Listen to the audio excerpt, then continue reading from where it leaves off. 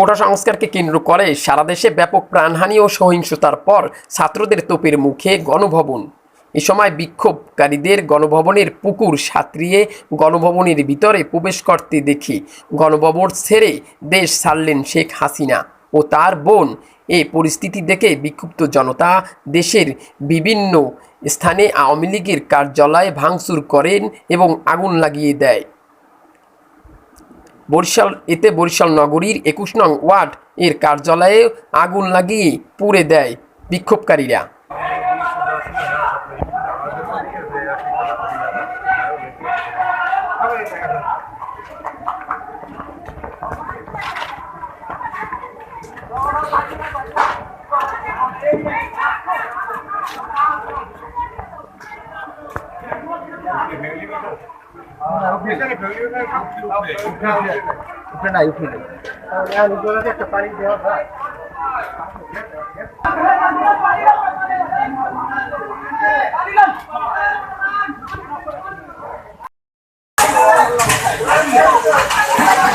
যেভাবে আন্দোলন শুরু করেছে, আন্দোলন শুরুর পর থেকেই এখন তারা নগরীর ২১ নং ওয়ার্ড কাউন্সিলর অফিসের এসে হামলা চালায়, ভাঙচুর চালানোর পরেই অফিসে আগুন দিয়ে যায়। আগুন জ্বালানোর এক পর্যায়ে এখন পুরো কাউন্সিলর অফিসটা দেখতে পাচ্ছেন যে আগুনে ভয়ভীত হয়ে যাচ্ছে, ভস্মীভূত হচ্ছে। যে পরিস্থিতিটা দেখানোর তো এখানে আশেপাশে অর্ধ শতাধিক নিম্ন আয়ের মানুষের মানে বসতগাড়ি ছিল।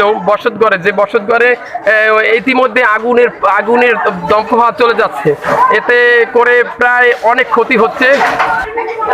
দেখতে পাচ্ছেন যে আগুন লিবানোর চেষ্টা করছে, কিন্তু লিবানোর চেষ্টা করলে হবে কি, ওটা দেওয়া লাগবে না, সমস্যা নেই।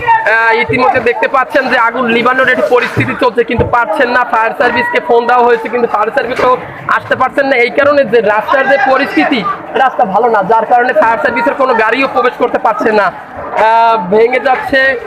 ফায়ার সার্ভিসের কোনো গাড়ি প্রবেশ করতে পারছেন না, কারণ এই জন্য যে ২১ নং ওয়ার্ডে ড্রেনের কাজ চলমান থাকায় কোনো গাড়ি কোনো কাজ করতে পারছেন না, যার কারণে কোনো গাড়িও আসতে পারছেন না। রোডের অবস্থা পরিস্থিতি খারাপ, যার কারণে গাড়ি আসতে পারছেন না। তবু টোটাল কাউন্সিলর অফিসের ইটা আপনার অফিসটা আগুনে পুড়ে ছাই হয়ে যাচ্ছে। তাদেরকে গুরুত্বপূর্ণ যে কাগজগুলো সেগুলো কিন্তু পুড়ে গেছে, আপনারা দেখতে পাচ্ছেন। টানা ১ ঘন্টা ধরে আগুন জ্বলছে, তবে নিয়ন্ত্রণে আনতে পারছেন এখন পর্যন্ত। এই যে পরিস্থিতি দেখছেন যে লিবানোর জন্য চেষ্টা করছে, কিন্তু আগুন নিয়ন্ত্রণেই আনতে পারছেন না, কারণ ভিতরে গুরুত্বপূর্ণ অনেক কাগজ থাকায় যে কাগজগুলোতে আগুন ধরে গেছে, যার কারণে নিয়ন্ত্রণে আসতে পারছেন না।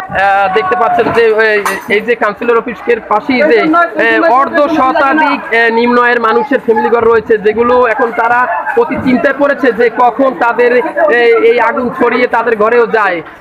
যদি আজ যায় তাহলে তাদেরও বড় ধরনের ক্ষতি হবে, এই জন্য কান্নাকাটি করছেন। তবে এখন পর্যন্ত কোনো আগুন ছড়িয়ে গেছে, এখন পর্যন্ত কোনো স্থানে ফায়ার সার্ভিসের গাড়ি আসতে পারে নাই, প্রবেশ করতে পারে নাই, কারণ এই জন্য যে ফায়ার সার্ভিসের গাড়ি প্রবেশ করার মতন যে রাস্তাটি, সেই রাস্তাটিতে ড্রেনের কাজ চলমান রয়েছে, যার কারণে সেখানে কোনো গাড়ি ঢুকতে পারছেন না। দেখতে পাচ্ছেন যে টানা ঘন্টা ধরে মানে ঘন্টাখানেক পর্যন্ত এই আগুন জ্বলছে, এখন পর্যন্ত নিয়ন্ত্রণে আনতে পারছেন না, কারণ সবাই চেষ্টা করছে আগুন, কিন্তু গুরুত্বপূর্ণ কাগজপাতি থাকার কারণে ওই অফিসের ভিতরে আর এগুলোতে আগুন ধরে গেছে, যেগুলো নিয়ন্ত্রণে আনতে পারছে না এবং লিভাতেও পারছে না।